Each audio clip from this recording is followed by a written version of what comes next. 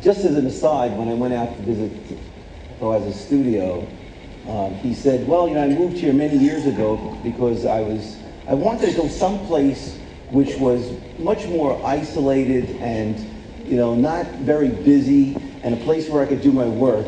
And his area is the hippest place in the art world today. So it's full of restaurants and 20-somethings, as they say. So it worked out quite well for you. I'm reading a book about Giacometti. Every morning I go on a treadmill and I read a piece of the book, which I really find so extraordinary, in that while his work is so extraordinary, when you read about the concepts of what he thought about, it gives you a very different dimension. And one of the points that was made in the book had to do with the gaze of the heads. If you look at, they are not looking at you. They look beyond you. And in your case, some of your figures seem very distant, looking beyond the viewer. And I just wondered whether anybody ever discussed with you the fact that you may share this type of perspective with a man like Giacometti. Well, first of all, I have great respect to Giacometti, and I think that there is in some ways certain influence on me from him. I could say that there is the thing that is common, I think, in our work is his work with a certain border and limitation, where his figures and the way he saw things were elongated, and he worked with those borders of limitation. The limitation that I have is those of the materials I work with and I have great respect to. So what happened is that there is a certain things I cannot do because of the respect that I have to the materials.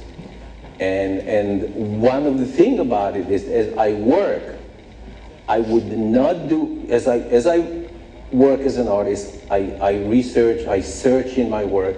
When I discover something that it's feel to be true to me, it's becoming a law that I work by. So those laws that I gave myself are existing in every single piece I have. And it's really those, when you look at the history of art, eventually the things that create a unique style or a language of expression of an artist is the border where he worked with, and those things that are, I call them limitation almost, and although it's kind of sound negative, I find it very exciting because to be able to work within those borders. And maybe I can go into what they are later, what are those things that I respect and I would always do. Now, I've noted that I think all of your works have Hebrew names, and I'm wondering what is the Old Testament role in your philosophy? Well, it's very simple. When I had started doing figurative work, I was in Soho, and I always had a mattress in my studio that had an Israeli friend sitting and sleeping there somehow, visiting, and I named my pieces after them. So Jonathan visited me, and it was Jonathan, and then Moshe visited me, and it was Moshe. When I had my first show with Ivan Karp at OK Harris Gallery, everybody asked me, how come you name all your pieces biblical names? And I said to them, what are you talking about? And then I look at it, and every single piece was actually biblical name. And this is one of the samples where I recognize something that my personal association with name was growing up in Israelis with the Hebrew names, and those are biblical names. So I honor it. So I decided to use the Old Testament as the source for the name of my pieces. Your stone medium communicates eternal presence, but there's also a message of vulnerability and mortality. At least it seems that way. And what is your goal? Is it invulnerability, mortality, both of them? How do they play a role in the images that you ultimately create? I don't know if I really, as an artist, I think that in some ways I'm different than many artists. I think that my search is really to try to be as honest as I can with myself when I do a piece. When I finish a figure is working by a law where I have to have an experience. When it's finished, really it's out of my hand. It's what happened between the viewer and my piece. And it's take a totally different experience. And what is interesting to me is that when I see people looking at my work, it's quite amazing to me the different experiences that happen between each individual people. For example, I know people many people relate my work to ancient work. And it's true, there is a certain relationship, the way I work with stone, to ancient stonework. But what I find out is people from South America would relate my work to the Inca, and the people from Europe would relate their work to the Egyptian work. So it really is, when a viewer comes to a piece of artwork, they have so much inherent in them and who they are, that the exchange between who they are and the fact that my work is maybe create a certain catalyst for them to react to it is where I think a work of art exists, is really there. You've said in the past that you are working with nature as your equal partner. What do you mean by that?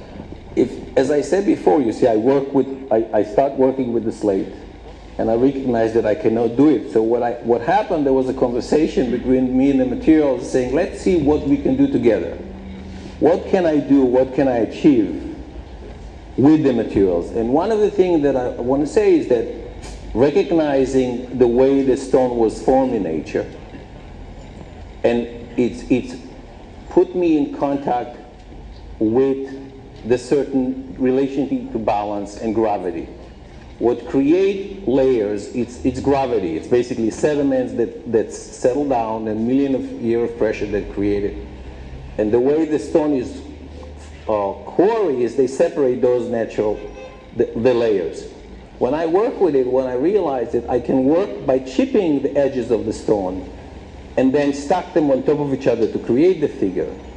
But on the other hand, when I finish a piece of work, it's all the pieces, I lay the pieces up on top of each other, and the piece have to be standing based only on gravity.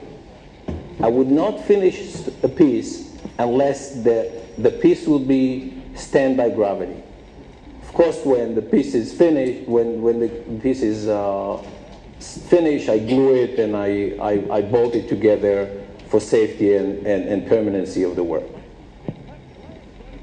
Well, from a slightly different angle, one reviewer said that you're engaged physically, mentally, and spiritually.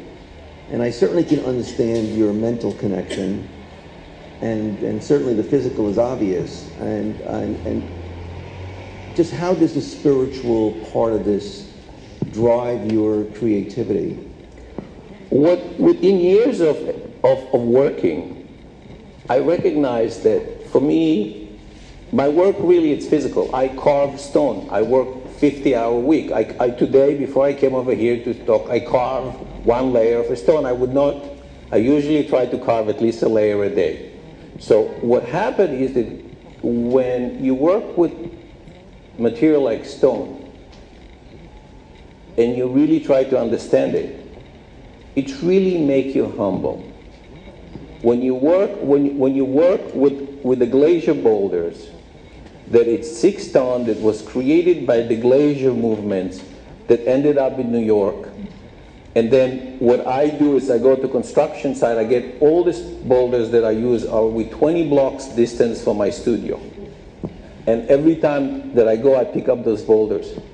There is something that keeps you humble compared to what nature can do. So there is a certain spiritual feeling when you recognize you place in relationship to the materials you work with. I think the next time I order a Scotch on the rocks, I'm going to think differently about it. it was very apparent when we met at your studio that your family is a great part of your karma. It seems that you have shifted from the solitary to family scenes, even including the family dog and cat. So is this shift real and purposeful? Is this an introspective statement about you? It's I could say one thing. There is where, as I start working, it's have two things. One is the fact that I do have a family. I'm very much of a family man, and that's always will be part of it. And the second of it, as I working with the layers, I recognize that when I start to introduce a second figure, when there is certain spots where they touch each other, it would allow me to do things with the layers that I could not have done before. So I can put where I would build two separate pieces that start from the leg up, and then when I do the family, for example, one of the things I love about the family is that where the woman is hugging the husband. So those layers are actually one layer that go through the entire, between the figures, or when there is a relationship between the mother and a son, they basically are connected by those layers that creating them. So to me it was an interesting way to deal with those incredible connections between those things. And the introductions of dogs and cats is because I start working with certain relationship and where you deal with on that. You know, I must say that sometimes when I look at some of your works, there is an eeriness to it. At least I feel that. And the phrase "power to connect" appears frequently in critiques of your work. So what do you say to this when, let's say, the usual dramatic, gestural elements that symbolize power found in other figurative pieces appears absent from your work? Is there a part of the story that, is there a disconnect? Well, I don't know exactly what you mean by the disconnect, but I could say that there is, the way I work and the search that I have is that when I work with the layering, first of all, the technical issue of layering and the way I chisel it didn't allow me to do realistic things. So when there was nowhere where I can do the features. So I recognize when I work, I'm dealing with poses that, because of the fact that I was respectful for gravity, I create certain poses, and then, but they became kind of universal. And then because I was respectful, they were kind of meditative because they were balanced. So I was dealing with finding something that's universal. So there is something universal about it. They're almost sexless in some ways. And so there's no race to them. So what happened, I don't know if that's what caused people to think that way, but it's not what I try to do as a sculptor when I work on the work.